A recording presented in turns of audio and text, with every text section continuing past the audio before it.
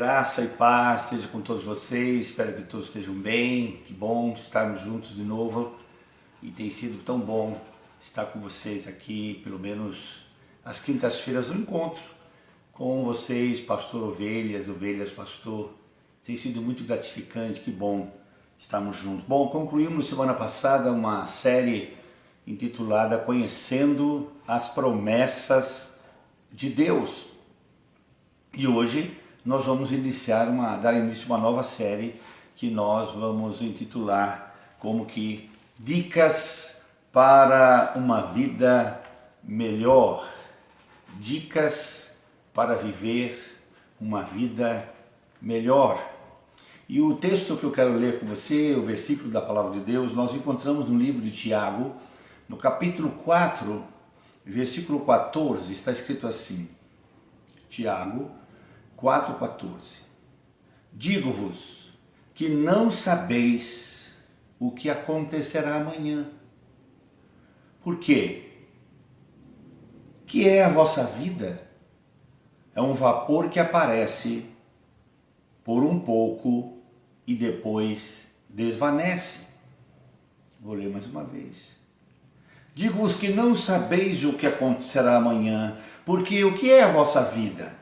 É um vapor que aparece por um pouco e depois desvanece. Perceba, meus irmãos, que à luz desse texto, a nossa vida aqui na terra, ela é muito rápida e passa sem que percebemos. A nossa vida aqui é rapidíssima e passa demais de rápido. E o texto até expressa dizendo que é como um vapor que aparece um pouco e depois some. Olha o que é a nossa vida. Por isso é que nós devemos viver a vida que Deus nos deu da melhor maneira possível. Deus nos deu vida para vivermos da melhor maneira possível. E então a pergunta que se impõe agora é: a sua vida é boa? Meu irmão, minha irmã, meu amigo, pare para pensar, a sua vida é boa? Você sabe viver bem a sua vida? Você curte, ou seja, aproveita a sua vida ou pena, sofre com ela? Como é a sua vida? Como está a sua vida, meu irmão e minha irmã? Pergunto, você sabe como viver bem a vida? Eu acredito, meu irmão, minha irmã, que nós podemos viver bem melhor a cada dia a nossa vida aqui na Terra. A vida é curta demais para que fiquemos desperdiçando a vida. Ela é curta, o texto diz, digo-vos que não sabeis o que acontecerá amanhã, porque o que é a vossa vida? Ela é um vapor que aparece por um pouco e depois desvanece. A nossa vida é assim. Por isso, seguir as seguintes dicas que vamos compartilhar com vocês nesta série, certamente fará com que você viva melhor. Fará com que você viva melhor. Nós vamos compartilhar com vocês algumas dicas que fazem com que a gente pare de viver uma vida tão sofredora, tão para baixo, tão desanimada, tão pessimista, tão derrotada, para viver uma vida melhor. É possível viver uma vida melhor. Então nós vamos aprender e compartilhar com vocês algumas dicas. Estão prontos para isso? Dicas para uma vida melhor. Hoje vamos compartilhar a primeira dica para você, para que você possa ter uma vida melhor. E a dica é essa: não se castigue por não ter tudo o que gostaria, mas aceite o que Deus lhe deu com gratidão. Vou repetir. A primeira dica que eu quero compartilhar com vocês é: não se castigue por não ter tudo o que gostaria de ter, mas aceite o que Deus lhe deu com gratidão. É uma maneira boa de se viver e quem assim vive, vive sempre melhor. Meu irmão, minha irmã, você não tem tudo o que quer, mas certamente você tem tudo que realmente precisa. Talvez não tenha tudo o que você quer, mas certamente você tem sempre o que você realmente necessita e precisa. A palavra de Deus diz na carta de Paulo a Timóteo, capítulo 6, 7 e 8, o seguinte texto: porque nada trouxemos a este mundo, e manifesto é que nada podemos levar dele. Tendo, porém, sustento e com que cobrirmos, estejamos com isto contentes. Olha que texto maravilhoso. Tendo o que comer e com que se cobrir, ficai contente, porque nada levaremos, nada levaremos. Queridos, o problema da infelicidade muitas vezes no coração humano é a cobiça. E a cobiça, meu irmão, impede o contentamento. A cobiça impede as pessoas de serem felizes. A Bíblia diz em Êxodo, capítulo 20, verso 17: não cobiçarás a casa do teu próximo, não cobiçarás a mulher do teu próximo, nem o seu servo, nem a sua serva, nem o seu boi, nem o seu jumento, nem coisa alguma do teu próximo. Então veja, não cobiçarás as coisas dos outros, as coisas que os outros conquistaram, as coisas que os outros têm, que você às vezes acha que é melhor que o seu, que talvez você queria tão feliz se você tivesse alguma coisa semelhante. Não cobice, pois a cobiça, meu irmão, impede que você viva uma vida mais feliz. Uma outra coisa que nos impede de ser feliz no tocante a esse princípio de ser feliz com o que temos é o materialismo. Meu irmão, o materialismo também impede que as pessoas vivam uma vida mais feliz. Sim, o materialismo, a Bíblia diz no livro, na carta de Paulo a Timóteo, capítulo 6, verso 9, está escrito: mas os que querem tornar-se ricos caem em tentação e em laço e muitas concupiscências loucas e nocivas, as quais submergem os homens na ruína e na perdição. Está vendo? O problema de muitos de nós, meus irmãos, é que às vezes nós nos permitimos ser dominados pela compulsão de termos as coisas. Nós não conseguimos controlar esse desejo, esse ímpeto, essa ansiedade de ter coisas, possuir coisas. E nessa busca, nessa ansiedade de querer ter, às vezes perdemos o contentamento, perdemos a alegria de viver, porque sempre estamos ralando, lutando para tentar conseguir alguma coisa. Isso é uma coisa profundamente interessante. Nós precisamos de contentamento em nossas vidas, nós precisamos de alegria no nosso viver. Com pouco, com muito, às vezes não tendo quase nada, não importa, nós podemos viver feliz. Não é o ter que nos faz, não é o ter tudo que nos faz feliz, e nem o também querer ter o que os outros têm que nos faz feliz. Não, o que nos faz feliz é aprender o contentamento, a estar contente com a realidade que é de cada um de nós. E esse contentamento é um aprendizado. Ninguém nasce satisfeito com o que é, com o que tem, com o que conquistou. É um aprendizado. Precisamos aprender a viver uma vida de contentamento com o que temos, com o que somos e com a realidade da vida de cada um de nós. Amém? Ao escrever as Escrituras, Paulo aos Filipenses, o apóstolo Paulo nos ensinava algo interessante. Ao escrever a sua epístola aos Filipenses, o apóstolo Paulo falou sobre a importância do contentamento, de estar feliz. E ele revelou que isto é uma virtude que nós devemos aprender. Ninguém nasce já feliz, satisfeito com tudo que é, não. É um aprendizado. Nós não adquirimos esse contentamento, essa felicidade só porque nos convertemos a Deus e a Cristo, nos tornamos cristãos, agora estamos felizes. Não, é um aprendizado. Essa questão de ter, de viver, de estilo de vida, de padrão de vida, é um aprendizado, um aprendizado. O contentamento então não aparece só porque nós nos convertemos e agora eu vou ficar contente em qualquer situação. É um aprendizado, é algo que aprendemos.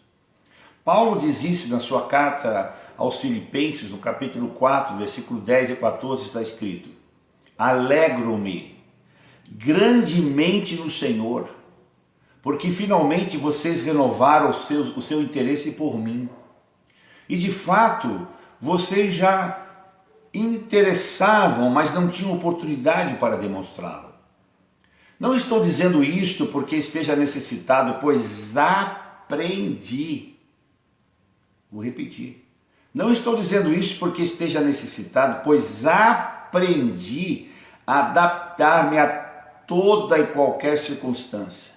Sei o que é passar necessidade e sei o que é ter fartura. Aprendi, diz ele, aprendi o segredo de viver contente em toda e qualquer situação. Seja bem alimentado, seja com fome, tendo muito ou passando necessidade, tudo posso naquele que me fortalece. Apesar disso, vocês fizeram bem em participar das minhas tribulações. Que texto extraordinário é esse das Escrituras, impressionante. Sobre viver feliz, contente com o que temos e somos e estamos passando, é um texto maravilhoso. Quando examinamos aqui o contexto que o apóstolo Paulo escreve esta mensagem para a igreja, dessa afirmação feita por Paulo, que ele é feliz e alegre, aprendeu a estar contente em qualquer situação, não é? Paulo estava em tribulações e com necessidades materiais. Paulo não estava numa boa, Paulo estava passando necessidades. Paulo estava numa tribulação grandiosa. Então alguns irmãos interviram, e sabendo da situação do Paulo, intervindo, dando a ele uma ajuda, enviaram a ele uma oferta amorosa para o seu sustento. E eles disse que ela veio, não é, ao encontro de suas necessidades do momento, ou como ele mesmo denomina, da sua pobreza. Então a igreja, alguns irmãos percebendo que Paulo estava com necessidade nas suas viagens missionárias, porque era perseguido, odiado, se reúne lá e manda uma oferta porque Paulo estava necessitando de alguma ajuda financeira para o seu projeto missionário, mas contudo o apóstolo Paulo não reclama, ele não reclama da sua privação, mas diz que ele aprendeu a viver contente em qualquer situação. Contente em qualquer situação. Que coisa tremenda. Observe isso. Ele aprendeu o contentamento. O que significa que no início da sua carreira ele não possuía muita paciência. Ele precisou aprender a ter paciência em viver e alegre e feliz em qualquer circunstância, tendo ou não tendo, com luta ou sem luta, na paz ou em tribulação, não importa, ele aprendeu. Então, o viver uma vida feliz, sem cobiça, sem materialismo, contente com o que a gente tem, pode, com a realidade de cada um de nós, é um princípio da palavra de Deus e é algo para se aprender a praticar. Amém? E onde foi que Paulo aprendeu o contentamento? Onde será que Paulo aprendeu a ficar feliz e contente em qualquer circunstância? Será que foi estando em virtude? Será que foi estando em boas condições? Será que ele aprendeu a ser alegre, feliz e, sobretudo, praticar o contentamento em meio à abundância ou à falta? Paulo, quando escreve isso e dizendo que aprendeu, ele quis dizer que aprendeu quando estava tudo bem, quando ele estava numa boa, ou quando ele estava numa ruim, numa mal, numa provação.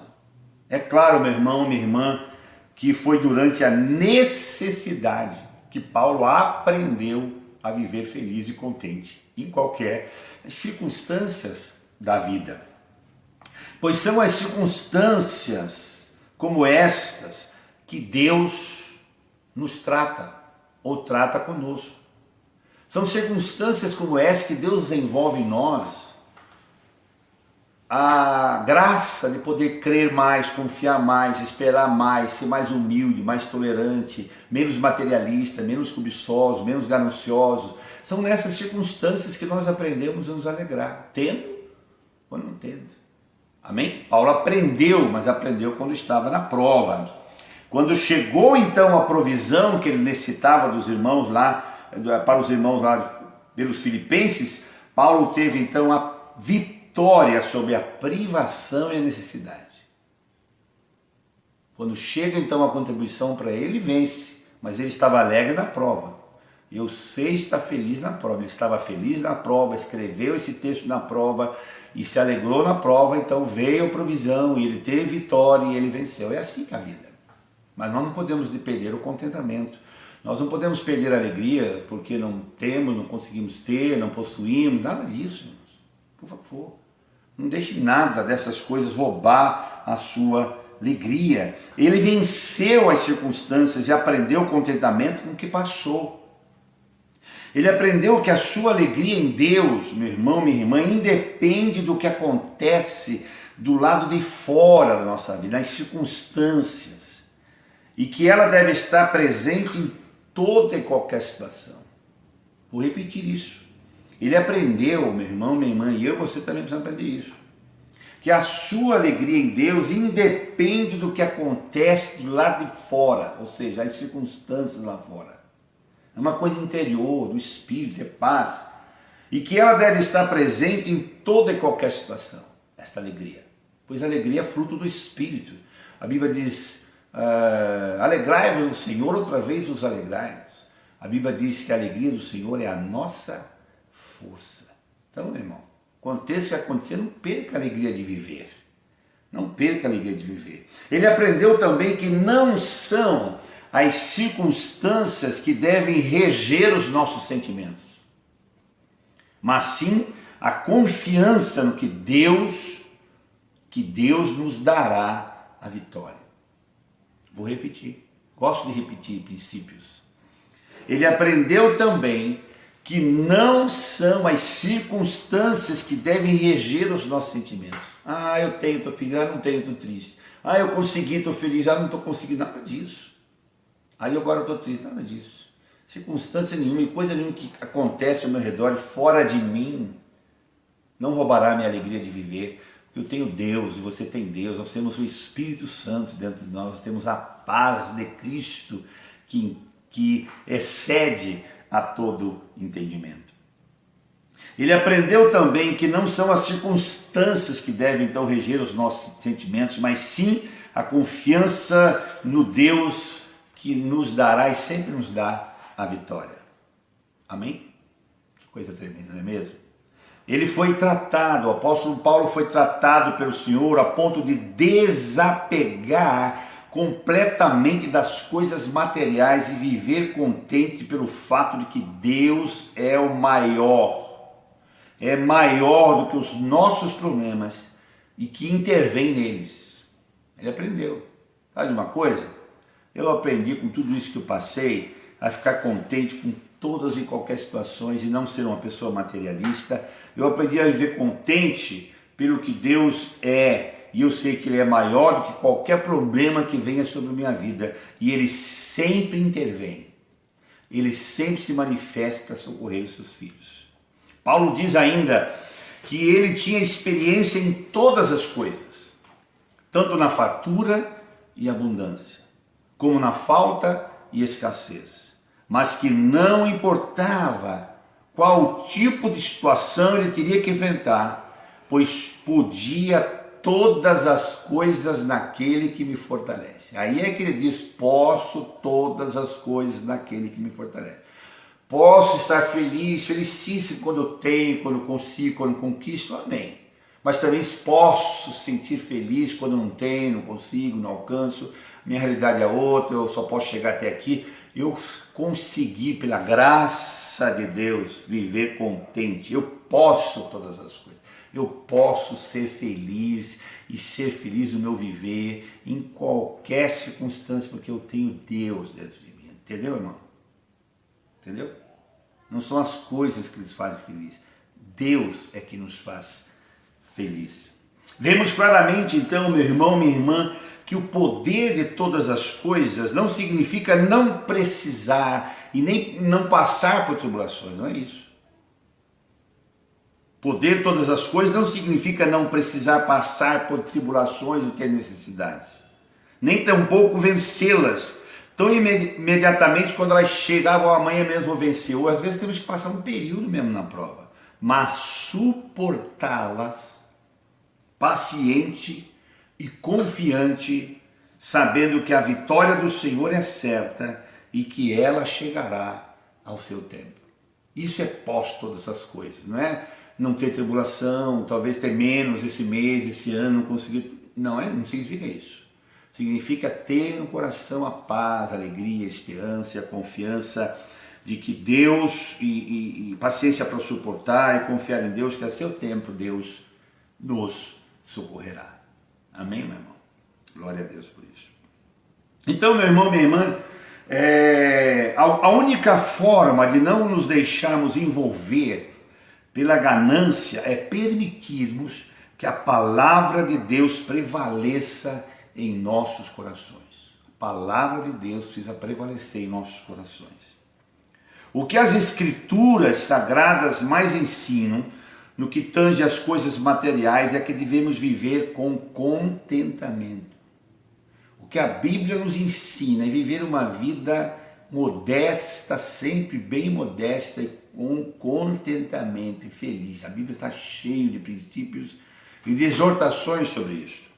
O nosso coração então não deve ser aprisionado pela ganância, mas sustentado pelo contentamento. Você está contente, irmão? Ou está oprimido?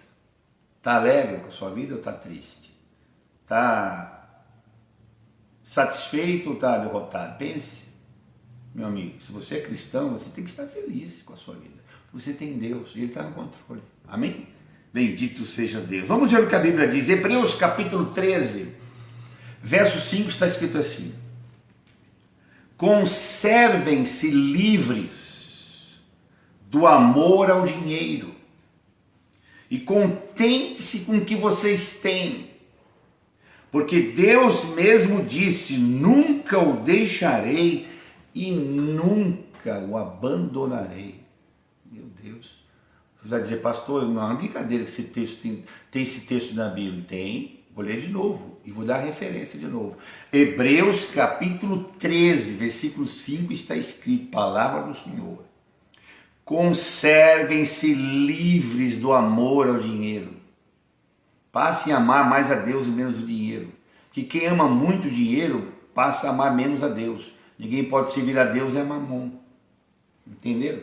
Ame a Deus, sirva a Deus, adore a Deus, louve a Deus, deixa o resto para lá. O texto diz, Hebreus 13, 5, conservem-se livres do amor ao dinheiro e contentes com o que vocês têm, porque Deus mesmo disse. Quem é que disse? Deus. O senhor pastor dizendo, clero, a denominação, quem quer que seja, Deus está dizendo.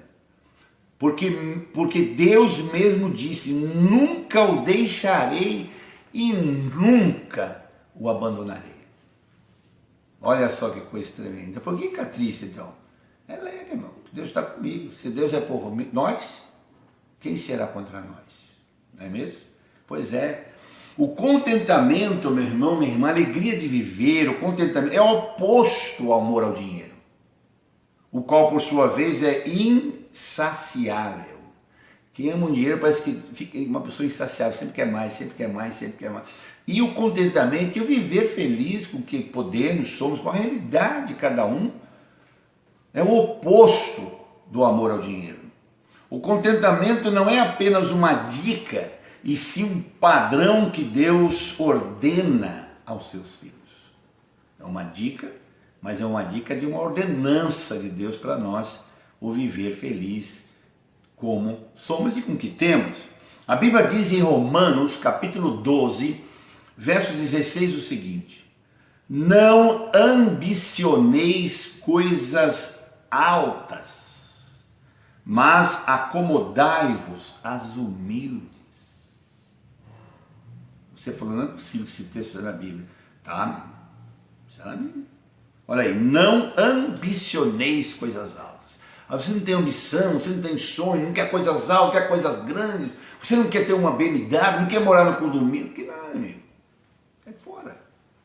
Nada de ambicionar coisas altas, mas acomodai-vos às humildes. Aprenda a ficar feliz e acomodado com as humildes. Se as altas chegarem, sem que isso prejudique a sua vida, a sua família, a sua saúde, seu bem-estar espiritual, emocional, físico, vocês serão bem-vindas, amém.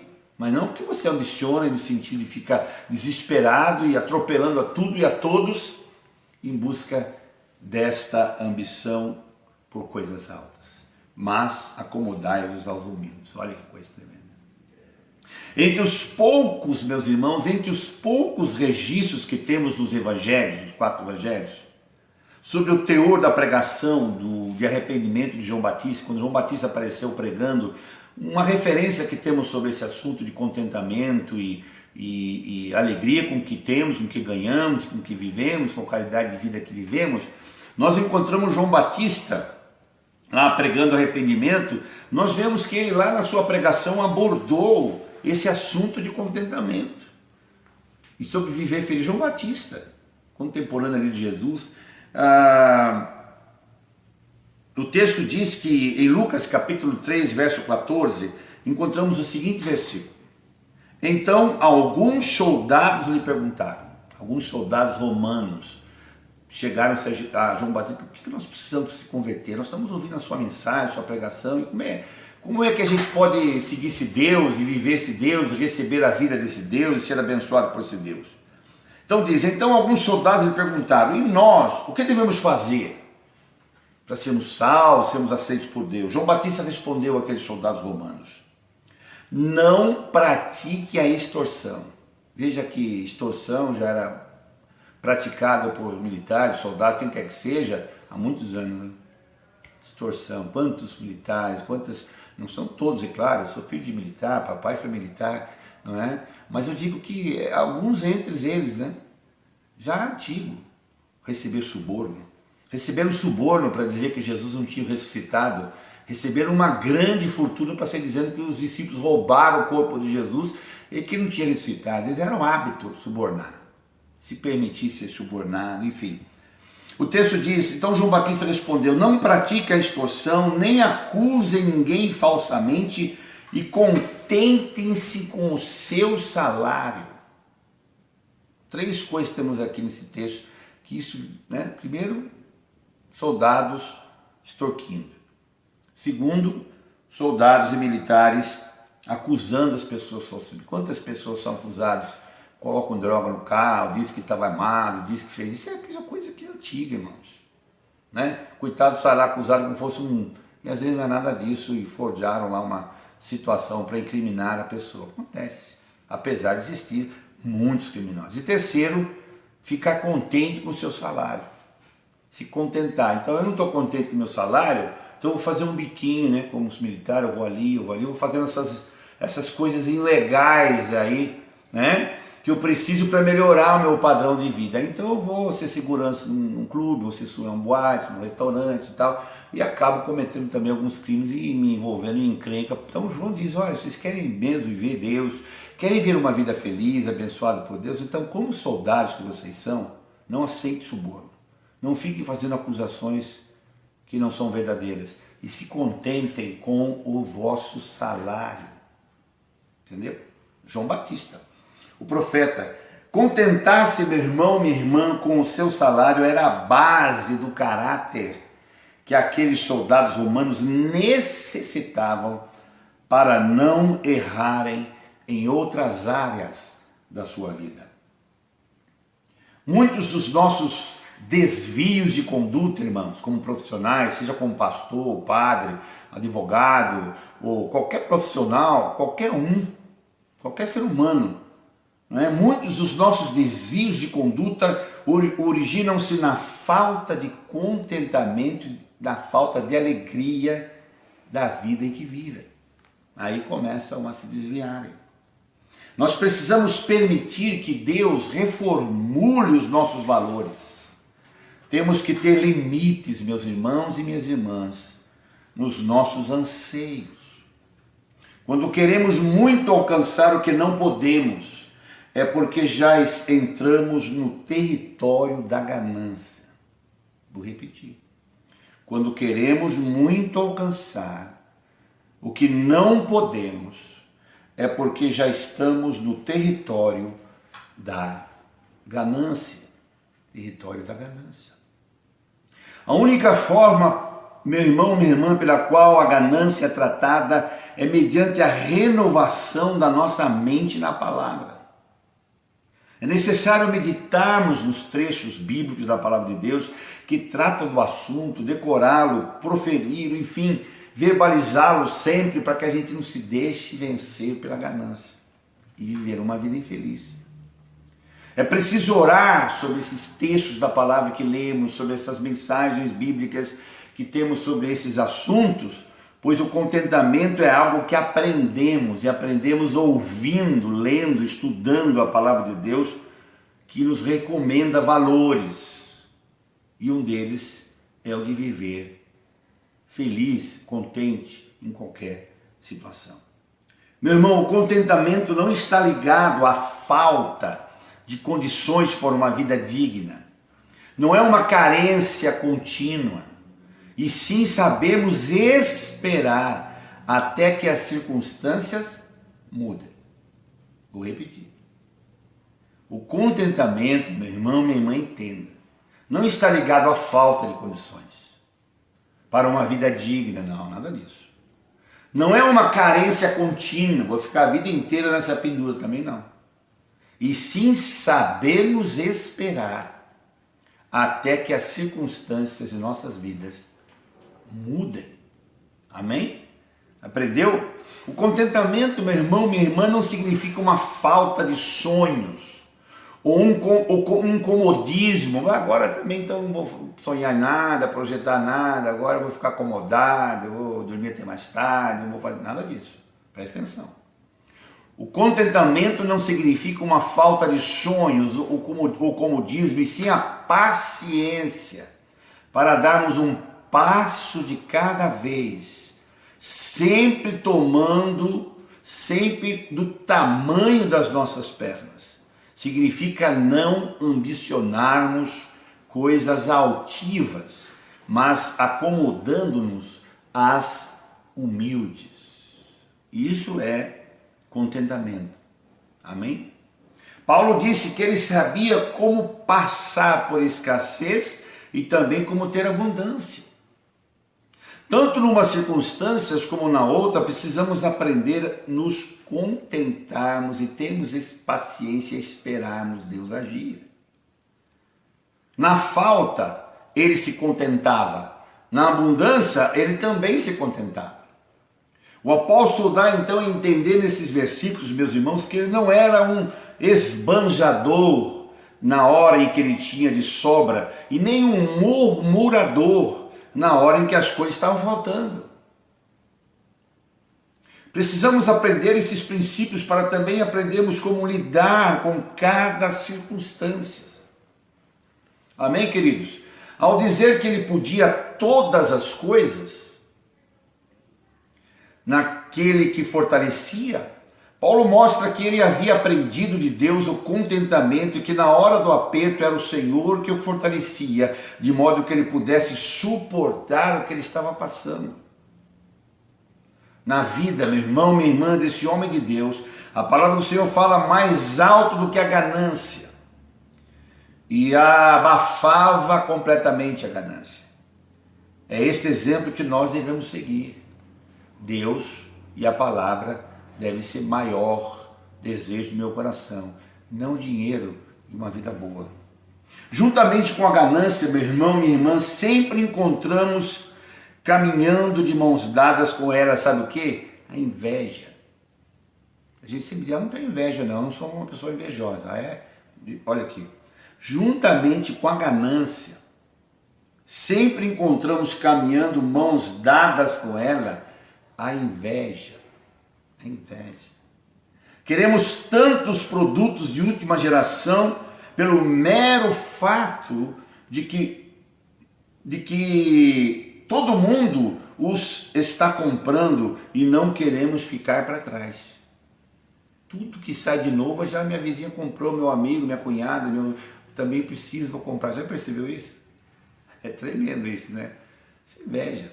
Às vezes é inveja. Queremos tantos produtos de última geração pelo mero fato de que todo mundo os está comprando e não queremos ficar por trás das coisas.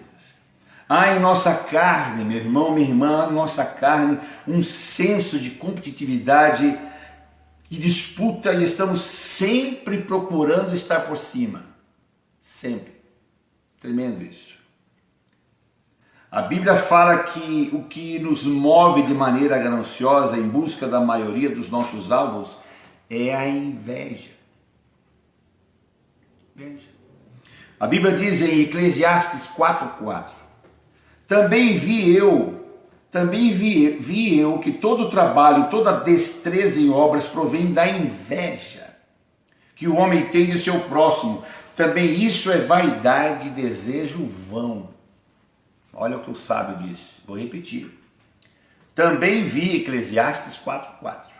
Também vi eu que todo trabalho, toda destreza em obras provém da inveja que o homem tem do seu próximo. E também isso é vaidade e desejo vão. O contentamento provém, meu irmão, minha irmã, de um quebrantamento interior. Só vamos aprender a ser contentes após um quebrantamento do nosso orgulho, nossa vaidade, nossa inveja, nossa cobiça, nosso materialismo. Quando Deus quebrar isso de nós e quebrantar-nos para viver na plena dependência dele, é que nós vamos aprender a ficar contentes. É necessário despir-se da ganância e da avareza e caminhar em desprendimento. Podemos relacionar o contentamento, meu irmão, minha irmã, ao domínio próprio, que é fruto do Espírito Santo.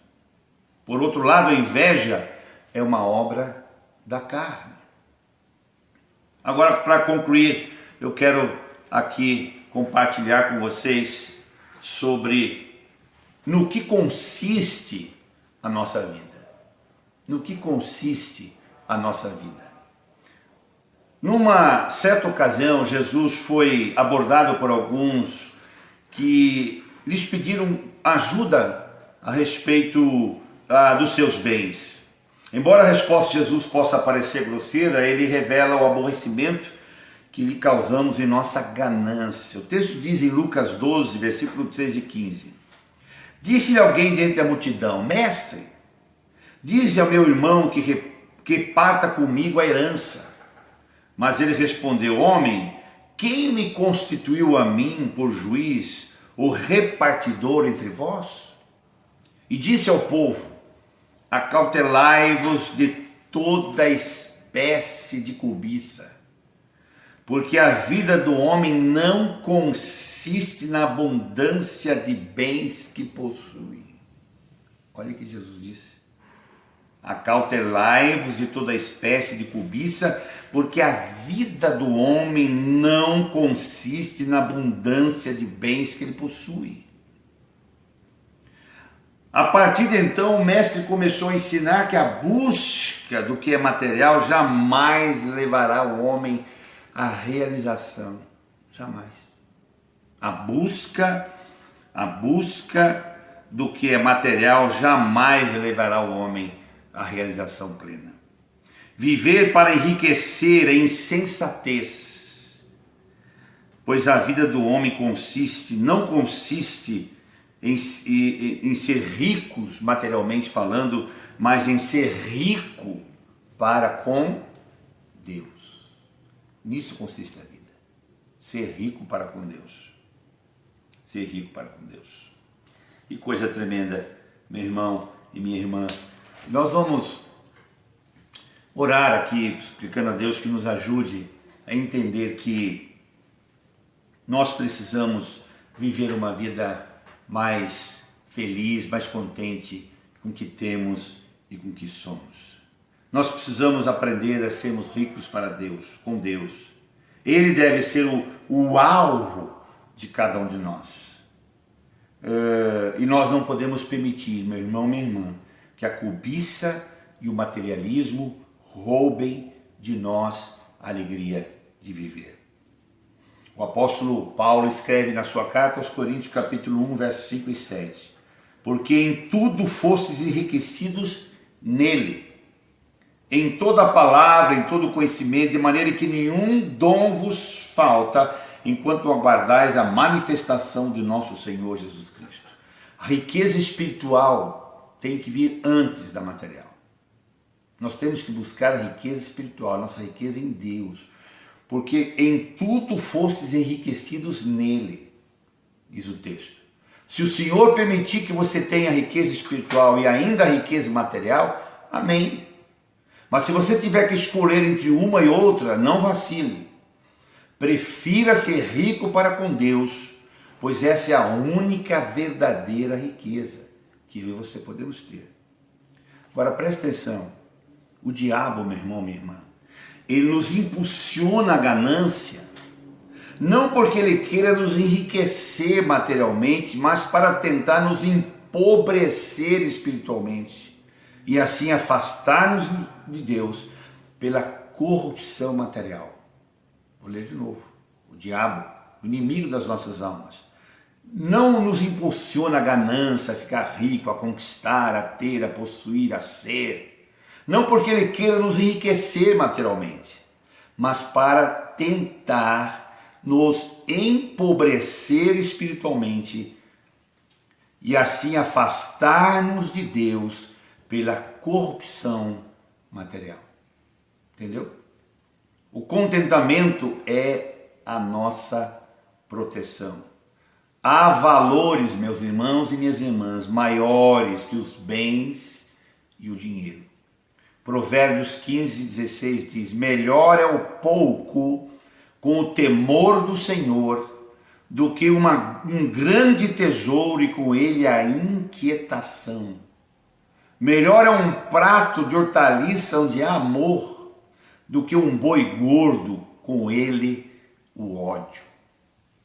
Aqui na Bíblia está falando de valores espirituais, como o temor do Senhor, e também os valores emocionais, como o amor ao invés do ódio. Tudo isso deve vir antes do dinheiro. Já afirmamos que a Bíblia não é contra a riqueza. Pelo contrário, creio que Deus pode e quer fazer com que prosperemos. Contudo, meu irmão, é importante entendermos que há uma ordem a ser seguida. Uma ordem.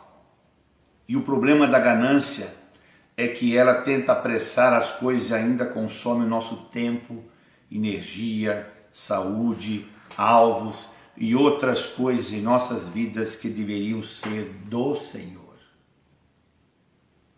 A palavra do Senhor nos mostra que o caminho da espera é paciente e é melhor. A palavra do Senhor nos mostra que o caminho da espera e paciência é melhor. Viver com contentamento, meu irmão, minha irmã, não significa acomodarmos de um modo e nunca chegarmos a lugar nenhum. Não. Mas é esperarmos com paciência até que os nossos alvos cheguem.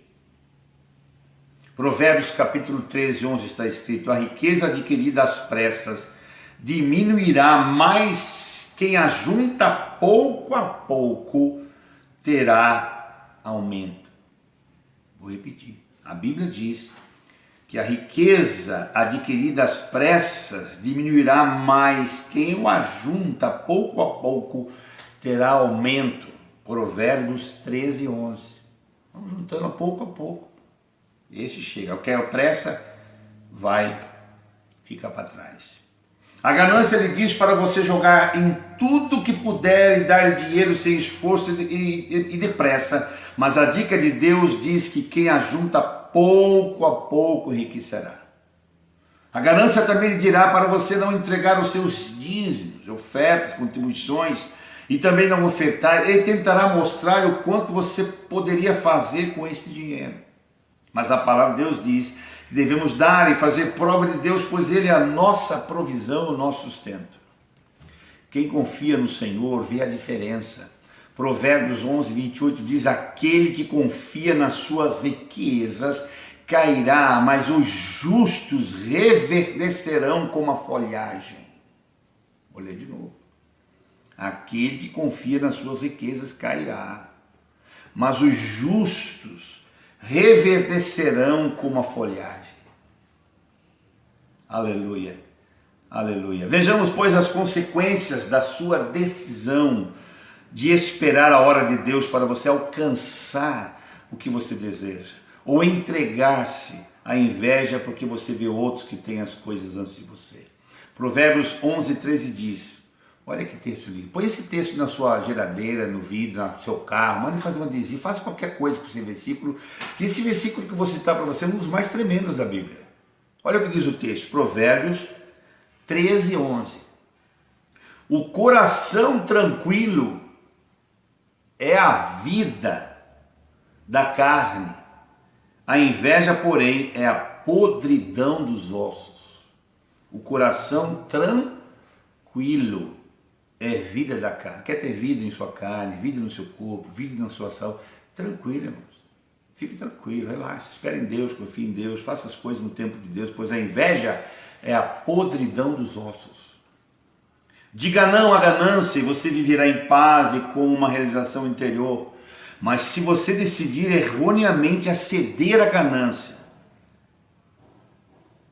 saiba desde já quais são as consequências. Paulo disse a Timóteo que essa cobiça levou muitos a se desviarem da fé e a se transpassarem a si mesmo com muitas dores.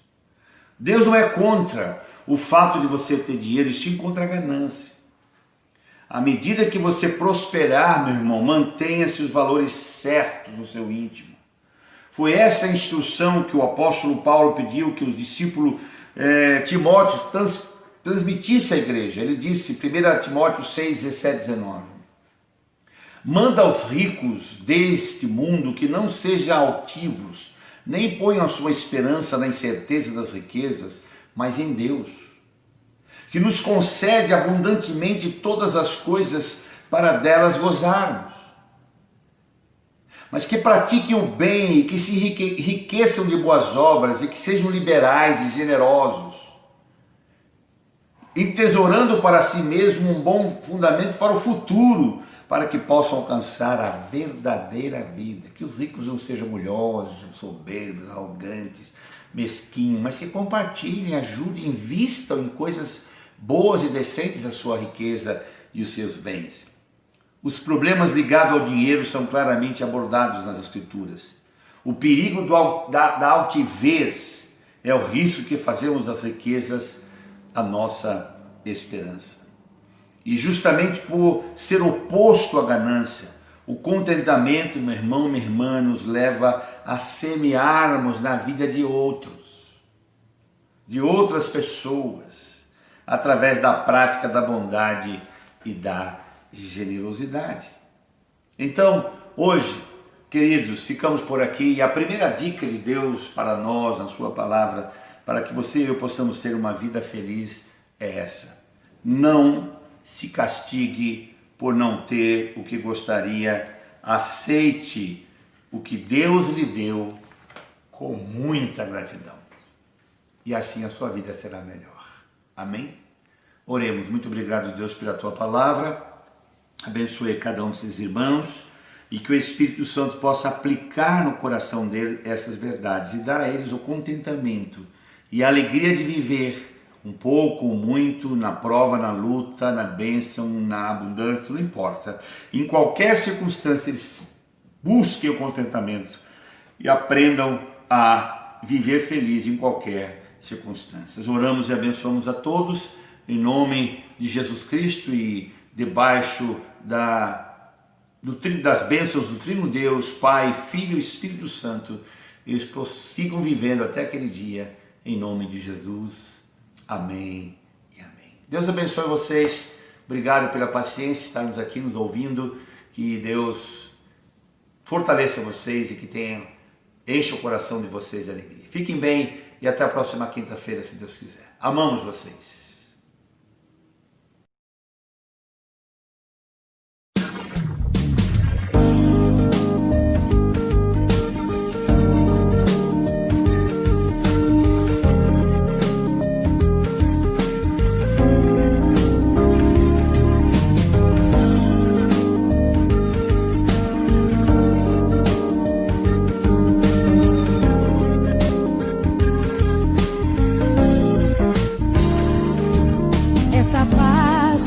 que sinto em minha alma não é porque tudo em mim vai bem. Esta paz que sinto em minha alma é porque eu amo ao meu Senhor. Não olho circunstância,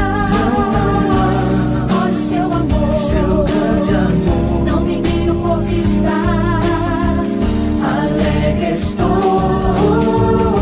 Não olho circunstância, olho seu amor, seu grande amor. Não me guio por vistas, alegre estou. Este gozo que sinto em minha alma não é porque olho ao meu redor.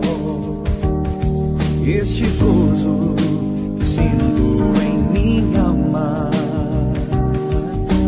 é porque eu amo ao meu Senhor. Não olho circunstância, olho seu amor, Seu grande amor. não me guio por vistas, alegre estou. Não olho circunstância, olho seu amor, Seu grande amor. não me guio por vistas, alegre estou. Que a terra não floresça e a vide não dê o seu fruto, ainda que os montes se lancem ao mar e a terra trema, hei de confiar. Não olho circunstância, olho seu amor, Seu grande amor. não me guio por vistas, alegre estou. Não olho circunstância, olho seu amor, Seu grande amor. não me guio por vistas, alegre estou. Aleluia, glórias, aleluia. Aleluia, dou ao meu Senhor. Aleluia, glórias, aleluia. Aleluia, dou ao meu Senhor. Não olho circunstância, olho seu amor, Seu grande amor. não me guio por vistas, alegre estou. Não olho circunstância, olho seu amor, Seu grande amor. não me guio por vistas, alegre estou.